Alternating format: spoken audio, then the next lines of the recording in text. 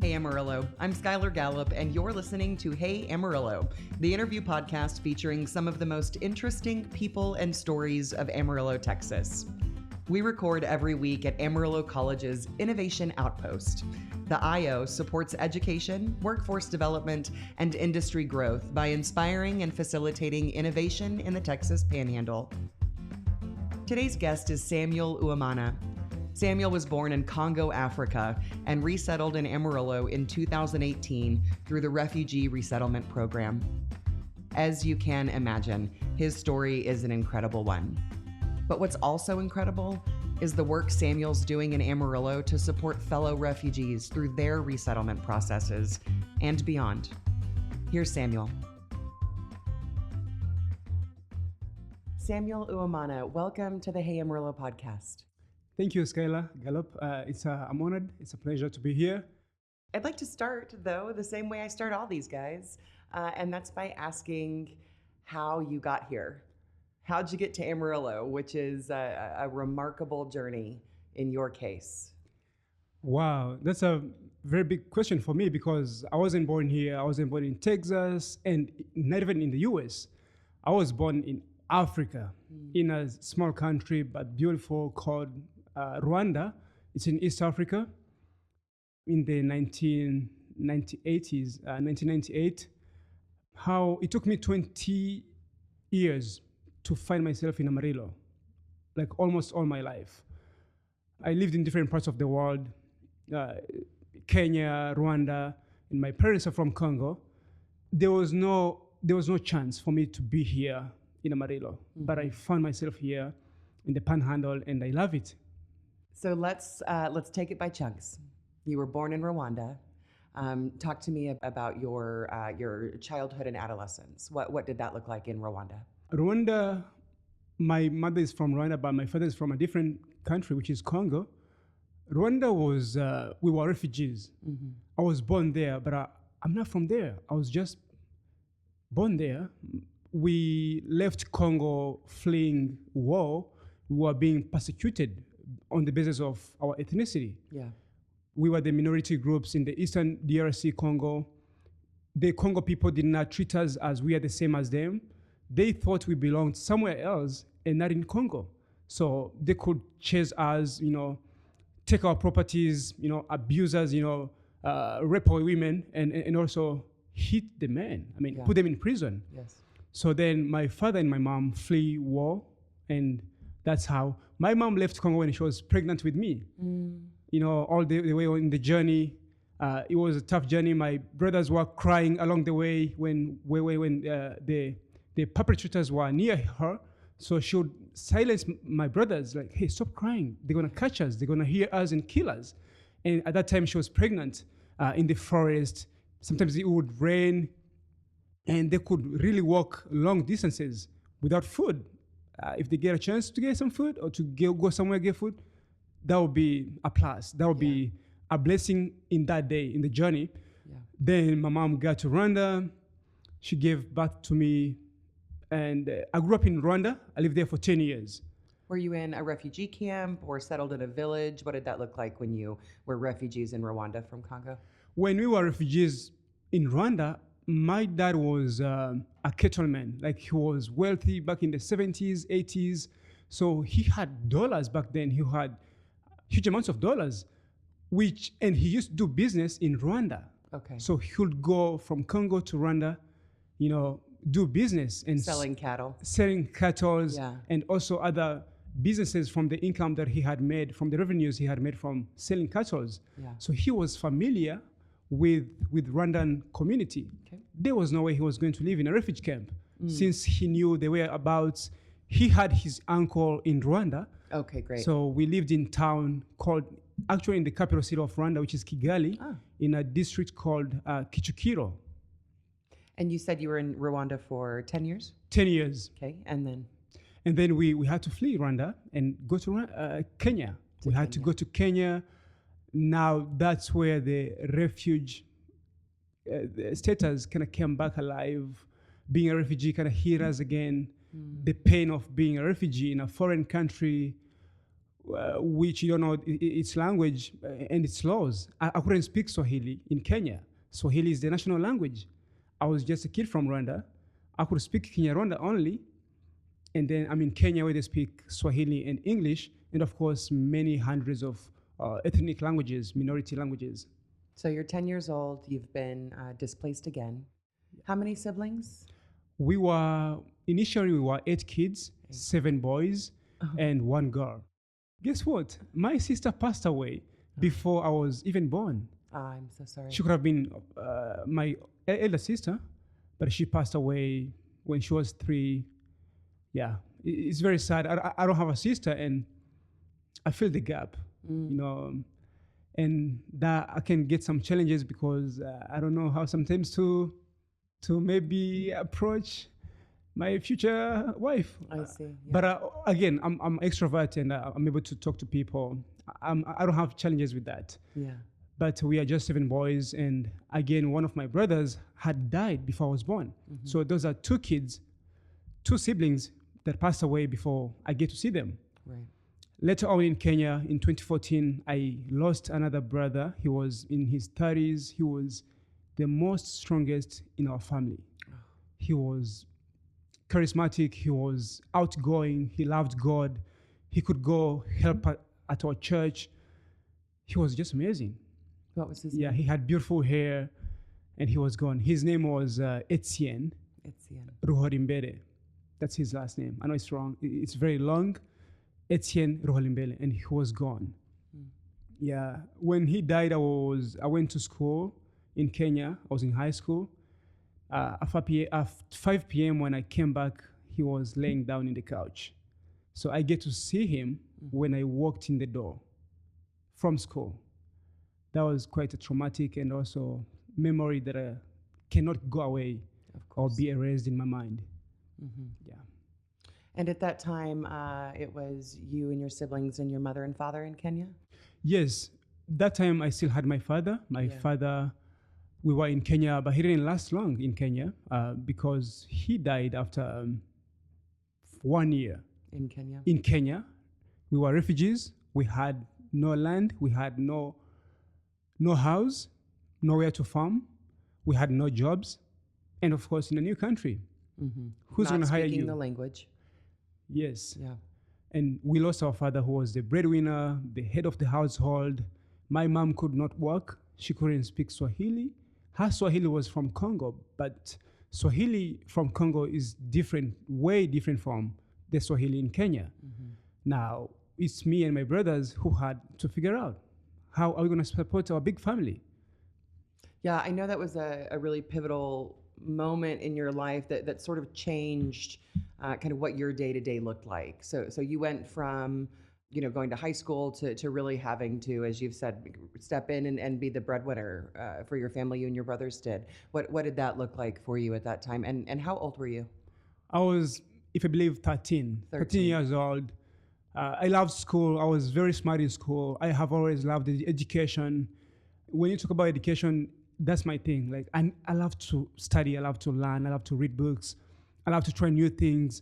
And now at the age of 13, seeing that being taken away, and I was performing really good. Yeah. I remember I get to Kenya. I don't speak Swahili, but after 6 months, my first year in Kenya, I was outsmarting all the kids, and they were born there. Yeah. I was in the top of class. My father died. I had to drop out of school. No school fees. It was pretty expensive. Schools in Kenya, and it was a private school. Mm-hmm. It was very expensive.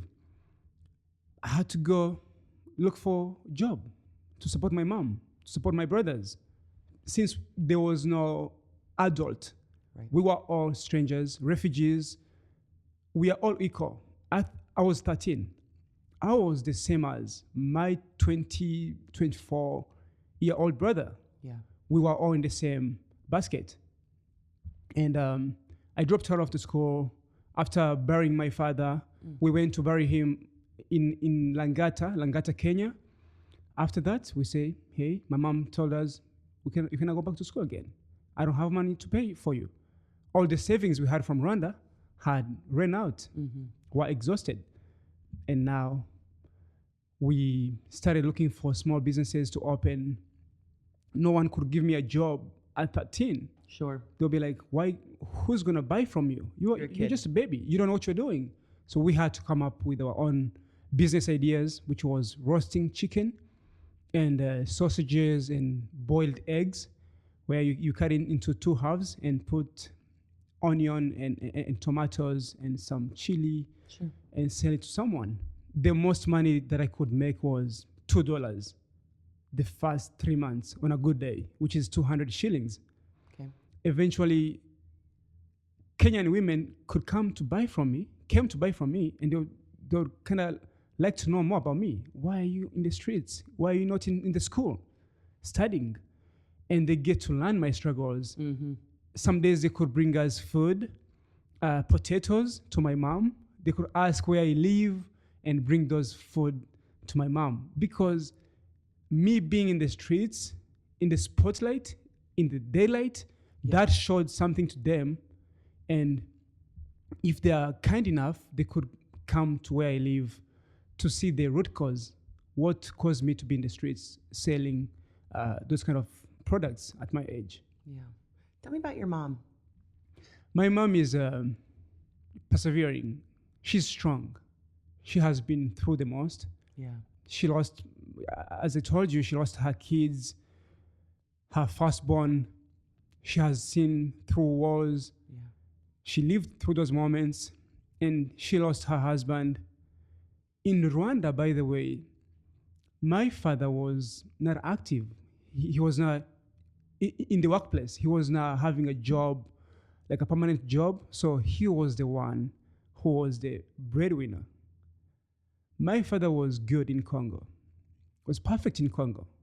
He had hundreds of kettles, of cows. He was a cowboy, as we call them here in Texas. That's lovely. And in Congo, he lost everything, and he kind of gave up his hope. He gave up his ambitions. All his intellectual capacity kind of diminished, and he still helped people in Rwanda, but my mom was the one selling.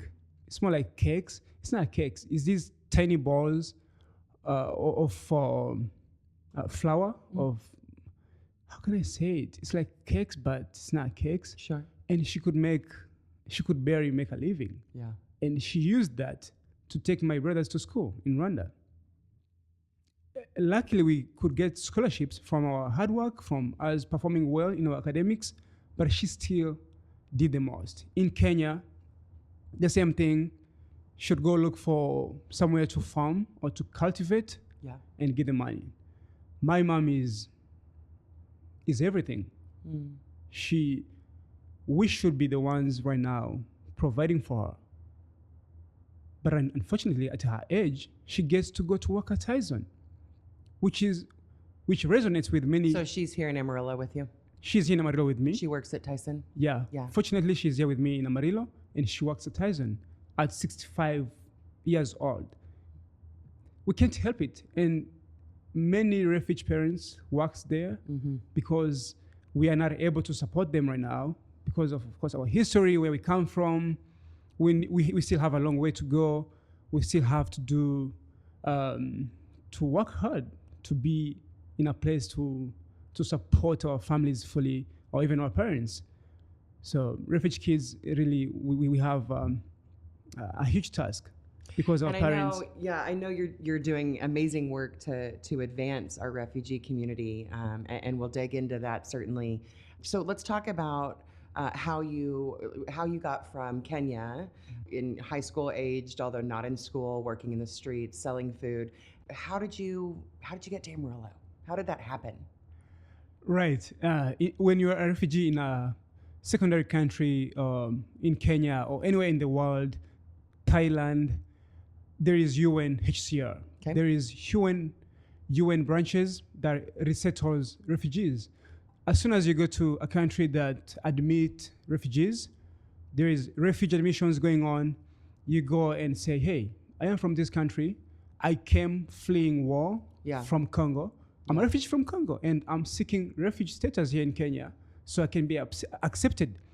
Now, in Kenya, they process interviews, They admit you. They say, who are you? They do security checks and background checks. They need to know who you are. Yeah. If you're not lying, if you are really a refugee and if you truly come from Congo, it's a very long process. Let me say it's a very long process. It took me 8 years. 8 years. 8 years from Kenya to Amarillo. I first got in Kenya in 2010 in November. I came to the USA in 2018 in February. It's a tiresome process. You can easily give up. And the process is not guaranteed. Mm-hmm. It's like a favor. The US or any country that resettle refugees, they are doing you a favor. So you have no reason, no matter the persecution you have faced in the past, no matter the discrimination. Yeah. We just had to be patient, to be called in for interviews. After you finish the interview in UN, and your case is if they can approve your case in UN, they send it to Refugee Support Center, which is controlled and run by the US Department of State. Okay. That's where people from the USA go to those countries to work, to check these people, if they're legit, and if their case is, if it's true. Yeah. And then from there, hopes start arising, start coming back again. Yeah. Oh, I was accepted in the first phase. Now we need to focus in the second phase. After you get approved, they sent you from the RCS, Refugee Support Centers. Your case is transferred to the US Embassy. Now you are like, yeah, more hope, yeah. I'm about to go to the USA. But of course, it's a long process. Unless God does miracles for you and you came here in 3 years or 4 years. We have seen girls who have been raped or really discriminated come here in 3 years and 4 years, and they put them in the foster homes. Mm-hmm. Yeah. So all this time, are you still selling food on the streets? At this time? Yeah. Oh, this no. whole time that you're waiting, what are you doing in Kenya? So after my dad, of course, passed away, went to the streets. After 1 year, my brothers took charge. They step up and they say, hey, let's do this job. The jobs you guys are doing, we're gonna do it. Okay. And you guys go back to school. They could see the potential. They did not let us go the same way or lose our education the same way theirs happened. And you see now, those sacrifices are now paying off. Like literally, when I first came to America, I started having these good jobs because I could speak English, because I was doing well in my economics class, in my chemistry class, physics, geography. And in Kenya, we speak English. Yeah. I did my school in English. That gave me a head start to perform well. And it was a very advantageous privilege that I had, that my brother took charge. So I stopped selling those in the first year. Okay. And again, why did I go back to school? Not just my brothers, because they didn't promise us to pay for our school fees. They just promised us they're going to provide for my mom and for our family, pay rent. Mm-hmm. We were having an apartment that we had to pay. And Skylar, don't play with the Kenyan landlords. Oh, man. If you skip your 1 month rent payment, tomorrow you're going to find your things outside. Wow. They have access to the house. So that's the pressure that you guys are living under. Yeah, there was really immense pressure there. Yeah. The second blessing that we received in Kenya was my local, he was a pastor, this guy was a pastor, and he still had a school. So the school we had dropped out of from, he ran the school. Now, he didn't know what happened to us for that 1 year. After a year, he learned about us, me and my brother. We performed good in school. We were very good soccer players. I still am. He knew how important we were assets to his school, because if we go and perform well in our sports activities, win these soccer games, come on, his school will get more credibility and trust. Right. He said, come to my office, I'm gonna give you scholarships until you finish your high school years. Wow. I still had 3 more years to go. and he paid for that. That's amazing. Yeah. And for my brother. And I did not let him down. I wanted to prove to him that what he had done for me, I didn't take it for granted, and showed him that I really needed to be in school. Yeah. I was in top 3, if not top 2, or top 1. Yeah. I came at the top of my class many times, performing well in my classes, chemistry, physics, economics, geography, history, and also Swahili, which was my second language. That's amazing. What year did you receive the news that you'd be resettled as a refugee in the United States? The news came in 2017, at the end of 2017. But really in January, that's when we had the news of 2018. Okay. That next month you are going to the USA. They give you 1 month period to get ready to buy things, clothes, do your own shopping. That was a big moment. We could not sleep. I did not sleep that night. And we had some level of digital literacy. I could track our case online. When we saw that news on our phones, oh man, our hearts skipped for a bit. Our hearts were excited, joy. We ran to our mom and our brothers, ready to break the news. Hey, our case will get approved. We are going to fly. Since we knew how the steps were, we knew we were almost coming to America, the moment we had been waiting for 8 years. Can you imagine?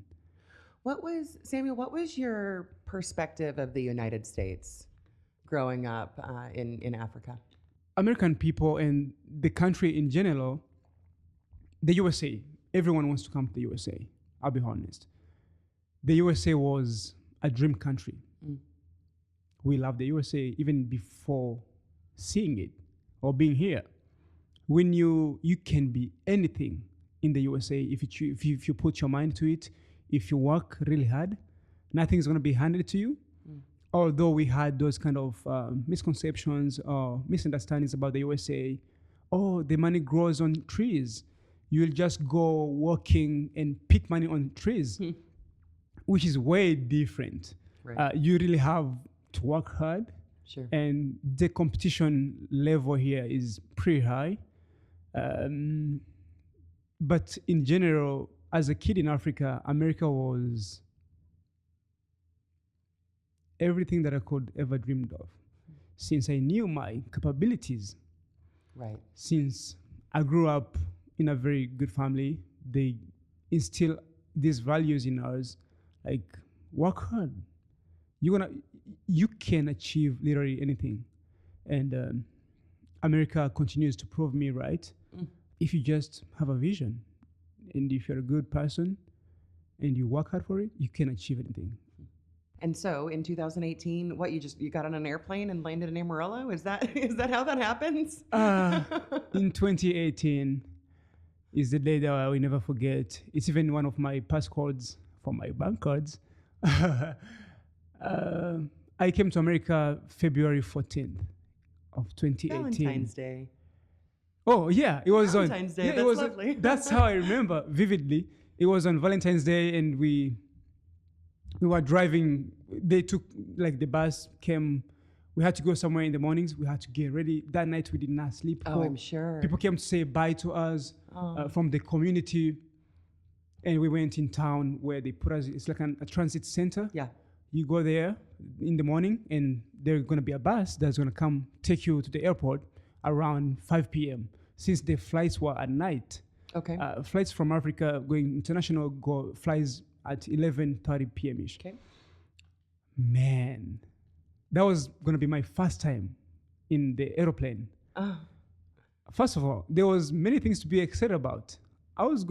We used to see airplanes in the skies passing by, and we could look up, tilt our heads until the airplane goes away. Yeah. I don't see no one here in America doing that. You guys are used to these airplanes.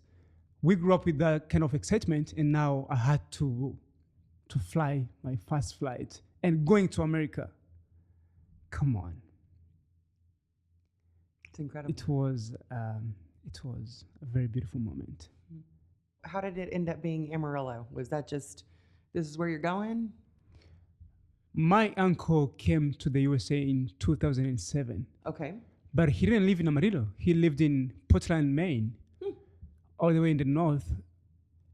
And when we were about to come to the USA in 2017, he had moved here in Amarillo. Okay. When you are still a refugee back home in Africa, in Kenya, they ask you, do you have any US tie? Do you have anyone who can welcome you at the airport? Yeah. Who's going to show you around, which really helps in... It's helpful, yeah. Yeah, in terms of integration. It really plays a huge role for us to integrate here successfully when we have people here in the community who know the whereabouts, the resources here in town. Yeah. Who's gonna grab your hand and keep you like not get in trouble or set up for success. Right. So my uncle was here. That's why we came here, because he had lived here, and we gave them his address. The resettlement agencies, they had his information. So they knew, okay, we came from Kenya, we flew to, I believe it was Dubai, then from Dubai to Houston.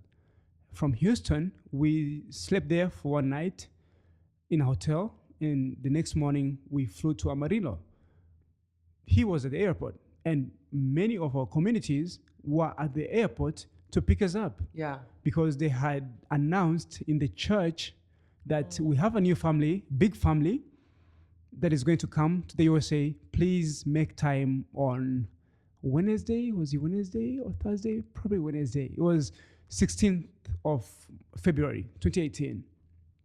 So they came. And they all came to welcome you. Oh, it was a lot of people. Oh, that's beautiful. It was a blessing. It was many people were there. They packed their vehicles. It's usually big news when we are about to welcome one of us in America. We all go. Small kids, babies, adults. Oh, that's beautiful. We all fill that airport. So what do you have with you? I mean, is it like 2 suitcases? Like, what did you have when you arrived here? What did your family have? Each person was approved 2 cases. 2 suitcases. Yeah, 23. It was 23 kilograms. Yeah. That's like 46 pounds. Right, right. And those were fair. I mean, that was enough for us to put to our shopping, winter clothes. I'm going to tell you my experiences. I got here when it was in February and it was freezing cold. No. It was freezing cold. And I felt my ears were falling off because the cold wind was Amarillo winter, man, welcome. Yeah, it was whipping my ears. I could step outside for like 5 minutes and come back in the house running like, Mom. This is awful. Which country are we in? Like, is this US? Yeah. So 2 suitcases and 1 backpack. Okay. Each person. So my mom had hers, my brothers had theirs, and also had mine. And so you were welcomed immediately into this community of refugees in Amarillo, which is so beautiful. What was the process like for your family, learning the ways here, getting plugged in and resources? And I know that a lot of your body of work now helps that go even smoother for people. But what was it like, for your mom maybe specifically? But I guess at this point you're what, 18, 19? I was 20. 20. Okay, so you're a young man. What was it like, other than the terrible winters? The terrible winters. For me, I was excited, but again, lost, very lost. Mm-hmm. When we first got resettled, we were living in Green Tree Apartments. Okay. It's off of Fritchie Highway near Grand, Northeast 24th and Grand. Okay. It was quite isolated. And I was a person who wanted to talk to Americans, get to know people, be integrated, like know the resources. Like, how do you guys live here? Where can I get? You're educated, you're outgoing, you're ready to go, and feeling a bit isolated in this apartment. Oh yes, very isolated. We could spend weeks without leaving our apartment complex. Wow. Like nothing to do. It's the cultural shock. The culture shock was real. And that's why it's very important for organization like mine to be out there on the lookout to look for these people. Yeah. So we can extend the welcome of the community to them. Like, hey, we are here, we are open, we have spaces you can come and study, learn English, get resources, get connected to good people, which is why I have a program in my organization called Refuge in Friendship. Friendship are very important. For me to be where I am right now, it was those tiny moments of friendships. People could come to pick me up from my apartment. Now, I started getting people, American people, coming to pick us for movies. Let's go to the movies. Let's go eat. Let's go to church. Yeah. Wow, that was eye-opening. I started seeing people and get to learn the American culture firsthand, which we also work to teach other refugees in town so they don't get it wrong when dealing or maybe when having a conversation with the American people. They need to know certain things. You need to keep that distance when you are at checkout at Walmart. When you are checking out your products, don't get too close, because in my culture, people get close to each other. You have to leave that distance. Yeah, and don't touch people when you're talking to them. I have seen people really being too friendly, and they think it's okay. Just a cultural difference that you got to learn. You got to learn. Interesting. Yeah, you got to learn. And so, are you given a job as a refugee? I mean, are there jobs set up, or do you have to kind of navigate that yourself? Like when you came here, were you working, or what was that like? Remember, I told you about the refugee resettlement agencies. Yeah, that's one of their biggest tasks and duties to do. When we come here, they are responsible to support a refugee for the first 3 months. Okay. But really, like 6 months, it depends on the circumstances or the situation. If you're not able to get a job, to get hired in the first 3 months, they can support you up to 6 months. Now, they paid for rent for us, which we are thankful for, and trying to see how we can be self-sufficient, support ourselves, and because we were eager to work. And on my end, I was eager to study, to learn. But it's quite impossible for refugee communities or even kids, teenagers, 17, 18, after they finish high school at PD, Tascosa, Amarillo High School, or Caprock, we find ourselves going back to Tyson or JBS, working in these meat plantations. We always need some sort of capital to buy our first vehicle, car, so we can be able to go to school, drive ourselves. Which is why I think my programs really are very important. I have a refuge driver education project. The driver education is very important for the refugee communities. I've been teaching it for the past 2 years. I started with the Congolese women, and these people, all this time, what they lacked is people who care, people who really going to do the hard projects, the hard programs. Congolese women are able to drive now in the city, and there is an increase in, if you teach someone how to drive in a new country, teach them traffic laws. We have made mistakes in these Texas roads. In Amarillo, why? We are not well informed. Or people are not being told the consequences of breaking the laws here. Okay. Or other part is maybe no one gave them a formal education. So to go back to how we get jobs here, refugee resettlement agencies, they apply for us jobs, which I also do for the people now. But when we came, I was resettled by Refugee Services of Texas before they closed. They shut down 2 years ago due to different circumstances. So they helped us get the jobs and also look for schools. And are the jobs, is it Tyson and JBS, and is it just the meat packing, are pretty much the resettlement jobs that the agencies are applying for refugees for, or are there other opportunities that they're applying for on behalf of refugees? I wish there were more opportunities for refugee communities, especially the young ones. Yeah. We would say between In my wishes would be between 18 to 40, 45, or even 50. I wish we had better job opportunities here in Amarillo that hired refugee communities, because as soon as we go to Tyson or JBS, man, if you don't pay attention, you're gonna spend your lifetime there if no one is going to guide you, or if there is not enough resources in the community. We need to have resources for the refugee communities, like English class, digital literacy, have some skills, workforce, to have them like teach them skills that they can use at their jobs, specifically this job. Right.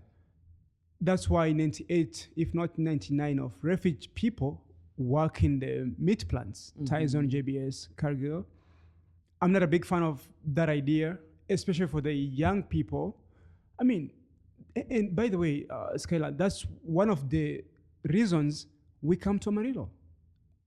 I'm sorry to say this, it's sad, but America know what they're doing. And Texas, this series, they know they need the workforce. They need workforce. No, if you go to Tyson, you're not gonna see Americans. Few of them. It's just the immigrants, Hispanics, refugees, Congolese, Burmese, and just low-income communities. That's why they're not high-quality jobs. I think it's one thing, to have the program where we know that there are huge populations of people that, need to be resettled in America and get to come to this dream country, that you grew up, with a dream in your head. And I think it's one thing to have a job to connect you to when you get here. But to your point, if we're not upskilling and educating, then that is the only job that they have. And then sometimes we see, and that is the only job their children have. And I think that's a challenge in our community, is that, we've got to have people to work in meat processing plants. It's one of our biggest economies, biggest parts of our economy in the Texas Panhandle. But when we're not educating, supporting, and upskilling, then it is this place where our refugee community stays. Yes. We are usually stuck between being thankful, because back home, or refugees back home, really didn't have any income. Now here we are stuck between, this is very physical, demanding job. Rough. It's going to affect our health. Most likely. But again, we need to be thankful that we have these jobs. My mom works and she loves her job because she can't help it. If you pay attention to, I spend time, almost 90% of my time, with refugee communities, with refugee mothers. They come to my office and show me their hands, swollen, my back, like they really weep in that center, and be like the shock absorber for their pain, which really it's the safe community, it's a safe space. When you hear those challenges that they are facing in America, in a country where we had these high expectations of, that's where it kicks in that, hey, you are just in another different parts of the world. It's not heaven. People in Africa think America is heaven. Most people who have never been here before, or people who doesn't have a better life back home. Those are things that make us refugees kind of wish to go back home, rebuild our lives back there. I have seen, when does a refugee or immigrant kind of give up on America? It's when they have gotten into a trouble with the law, maybe, or with the law enforcement that they cannot get out of. Like, the law is going to keep you accountable, whether you know it or not. The ignorance of you not knowing it doesn't change the rules of law, the Constitution, or the fundamentals of. I mean, and again, my organization was really, and is until now, I know, I live these experiences firsthand. refugees, I can say they are in safe hands in our community. One, because I'm not speaking highly of myself, but because I am here, I know how we can serve them. Yes, yeah. I know what to put on the table. Yeah. I know how to create these conversations. And we have many, not many, we have some good organizations here in town that serves refugees. I mean, not even some, all of them does a fantastic job. There might be some challenges to be able to pay staffs or to raise money because we are nonprofits. But again, these are communities that needs to be really cultivated and developed. And so, talk about your organization, this thing that you built that is making some of those connections that if you don't know, I mean, the point that you make about how important a driver's license is, how important it is for people to know laws because the laws are going to be enforced regardless of whether you know that. Those are things that if you don't know to think about them, you don't know to think about them. Talk about this amazing organization you've built. Yes, it's called United Refugee Services. And just to note, I'm going to interrupt you. Sure. I wish that the listenership could have seen how your face just lit up. Thank you. When you introduced your organization. Yes, it's very dear to me. It was born out of God's love and driven by it. Yeah. And the necessity to equip and engage, educate, say it, the refugee communities. Like, we are willing to go above and beyond for these communities. Our love for this community grows every single day. And I realized that our love for them grows the most when we face the hardest challenges. Not in the smooth moments, not in the easy moments, those hard moments. That moment where you drive a Congolese lady to Oklahoma or to Dallas for her citizenship appointment to become a US citizen, and they lose it, and they fail. And on the way back, driving back home in Amarillo, that's when you feel more conviction. You feel that your love for them keeps growing, and like, man, we need to open a citizenship class. We need to open more ESL classes to better set up for success for them, to better prepare them in 5 years. Hey, start now. In 5 years, you're going to become a US citizen. What a privilege to be a US citizen. We serve United Refugee Services. We use, of course, language interpreters. We have interpreters from all parts of the communities, from Burmese, from Burma. We have Karen interpreters. And by the way, the greatest resource our community has and still will need and will always have. If you treat them well, they will be here for the communities. So we use language interpreters. I speak 4 languages, 5, 6. I would like to say 5 or 6 or 5.5 because my French is fully developed. I did my middle school in French, but then when I went to Kenya in high school, a very chill 5 or 6 languages, no big deal. Your French isn't what it used to be. The way you make it sound. So yeah, it's incredible. Yeah, mon français très impair. It's very, very, very little. Yeah. The number of dialects, I know, I do some work in public education, and so I've spent some time on campuses that have large refugee communities, and just the number of dialects is astonishing. Oh yeah. Talk about it. You can have someone from same country, same ethnic, and they speak different dialects. Yeah. You say, are you from this country? Yeah. But how comes you don't speak their language this person is speaking? Your language is way different. And we have many dialects here in town. We have many languages, I believe 50 plus, if not 100. Really, it's a lot of languages. I don't want to exaggerate, but I know you can Congo. I mean, I'm from Congo, but sometimes I don't get what other Congolese are talking about. Yeah. It's amazing. Yeah. So you guys have language services, you do the driver's license courses, things like that. What are the biggest challenges that you guys still face in the work? The challenges I'm a nonprofit organization. Yeah. Really, I would say my biggest challenge is to sustainability. Yes, I am doing amazing work, which I care and love. Yeah. But how is this organization, how is this mission going to exist? Or my center, it's located in a very needy area, under-resourced and under-served, zip code 79107. How can I keep that space open? That's the question that comes to my mind once in a while.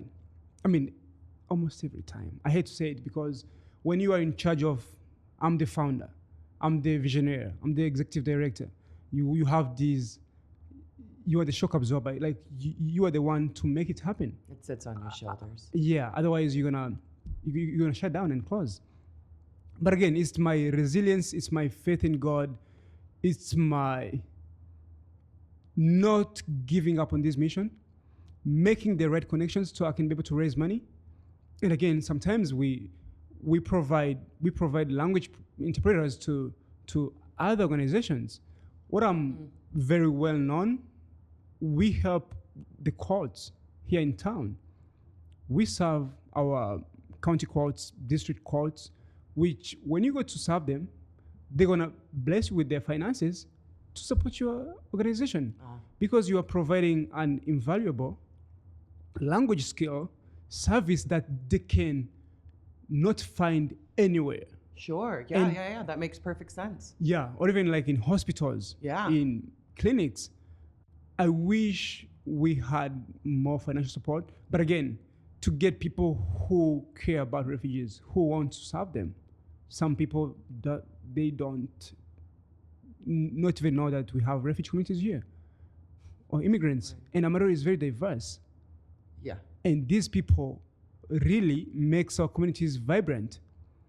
They bring these rich cultures in our neighborhoods, in our town. We should embrace them. We should treat them well. We are thankful to be here. It's just up to us now to go for them, for these resources, for these classes. Are we ready to pursue these and face these challenges? It's a challenge because if you go to learn English, you are fearful, you are afraid. Oh, are you going to be able to speak it? Why dare go learn English? But I'm like, oh, forget about that. Go do it. You will see after 1 year, after 2 years, once you have developed that love of education or learning, the rest is history. You learn one word today, tomorrow you learn a new word. Learn another one. You make a sentence. Now you can write a paragraph. Now you can speak to Skylar on a podcast, on Hey Amarillo podcast. So yeah. I think it's interesting to think about, and certainly heartening to hear, your perspective of how welcoming and supportive the Amarillo community is, and that we do have these amazing programs that are plugging refugees and immigrants into, those really, really critical services. And yet, we still, and the work that you're doing, connecting people to higher quality jobs, connecting people to, programs of certifications through Amarillo College and WT, and really getting our refugee population to out of the meatpacking plants. Yes. From my perspective and in my very limited knowledge, and I guess that's my question to you: is that the biggest goal? To what end is your work? What is success? What does that look like to you for the refugee population in Amarillo? Yes. That's one of the biggest one. That's getting the youth, the refugee youth, right after high school, having them to pursue education. Education, we are at a point where education is the most valuable. It is. It has always been, but now this is the moment.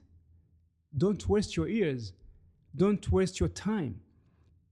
When you come back from Tascosa or PD Amarillo High School, please go to AC.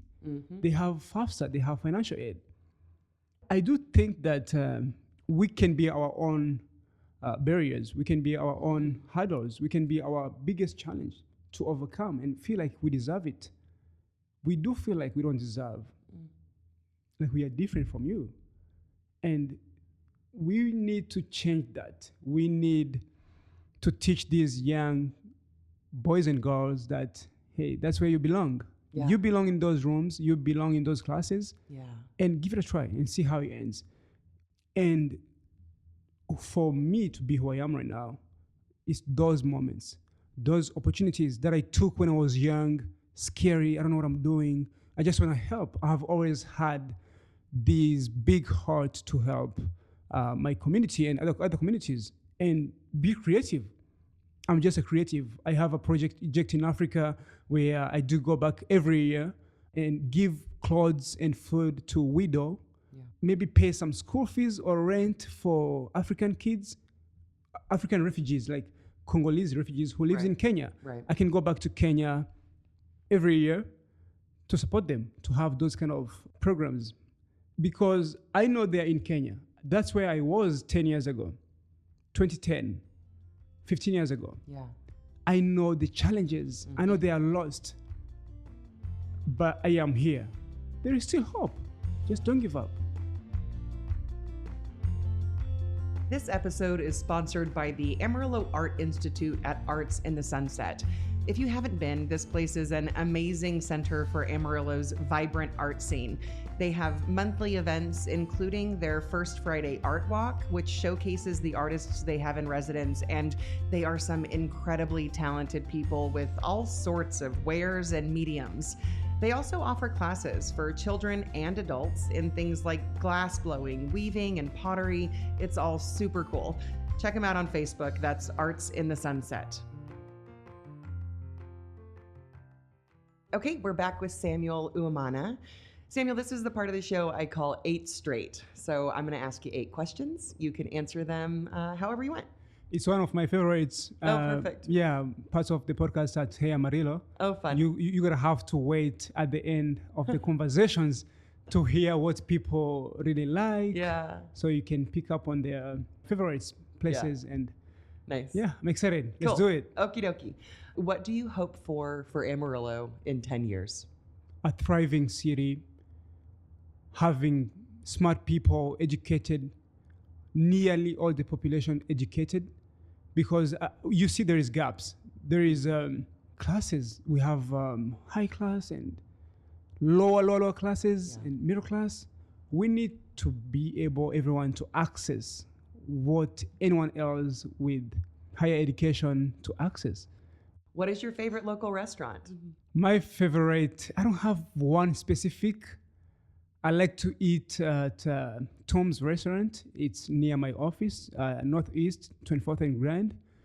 I have tried Texas Roadhouse on Sundays. Now, let me tell you what Congolese refugees and many immigrant communities, which one is their favorite? Please. I'm not speaking for everyone, but when I go there, I see many of them. It's called Lynn's Buffet. Oh, because it's a buffet and you get to eat it as much as you can. We grew up with less food, so when we get a chance to pay less money and it's a buffet, we go crazy. I like to eat steaks there when I go to Lynn's Buffet. It's off of I-40 Sonsi. Yep, just north of I-40. Yeah, I love their steak. If I eat for good steaks, I'm like, nice. My $20 has done its job. Very good. Okay, other than wind, what does this area have too much of? Amarillo has a lot of flat land. I don't think we have, where in Congo, where I come from, Rwanda is known for, it's called, this is like their nickname, Rwanda, which is should visit Rwanda and please visit Africa. It's a beautiful continent. It's called country of 10,000 hills. They have mountains, gorillas, rainforests. But here, man, we don't have, beautiful scenes, no mountains. What does this area not have enough of? For the work I do, I would say we should have more centers for refugee communities and more things going on to promote their education. We do have good people, but we also need more people more good people here in Amarillo, What's the most underrated aspect of living here? that we get to drive 15 minutes and we are wherever we need to be. 50. That is the perfect answer. I agree so much. Yeah, you can drive 20 minutes and you are like, you already go to the end of the city. Totally. Or you can come from Tyson to Swansea within 20 minutes, Yep. 25 minutes, Yep. and that's it. Yeah. When was the last time you visited Paladuro Canyon? I have never been Never. to Paladuro Canyon. But this summer, a few weeks ago, we have been talking to visit Paladuro Canyon and also take our team with us and take some refugee youth to visit, because most of them have never been to Paladuro Canyon to see that beautiful scenic, to go hike. Okay, that concludes the 8 straight questions. I like to wrap things up by asking my guests to endorse something. So what is something in our city or area that you would like to endorse, Samuel? I would like to endorse United Refugee Services, just organization that does almost everything for the refugee communities. We provide language interpreters. We are professionals. We highly value trust and honesty. That's one of the values that we instill in our team members. We interpret in courts, hospitals, clinics. If you need us, just shoot me an email, samuel@unitedrefuge.org. But again, I don't want it to be about myself only. And if you know, before I go to other people, if you know a refugee is struggling to get a driver license, we help them with those needs. Need to enroll in an English class, please. If you know someone who's looking for a job, send them our way. If you know someone who is isolated, who wants to have friends, we have a program called Refuge in Friendship. Come on, send them our way. The work that you do, Samuel, is critical and really amazing. And thank you so much for sharing your story. It certainly is a remarkable one. And thanks for your time today. Oh, thank you. That concludes this episode. Thanks to Samuel for the interview. If you'd like to learn more or support United Refugee Services, visit unitedrefugee.org. More thanks to Amarillo Art Institute and Amarillo Venture Capital for supporting the podcast, and to Angelina Marie for editing every week. If your business is interested in supporting the podcast, you can contact us at heyamarillo.com. Thanks so much for listening. This has been episode 405 of Hey Amarillo. My name's Skylar Gallup, and I'll see you next week.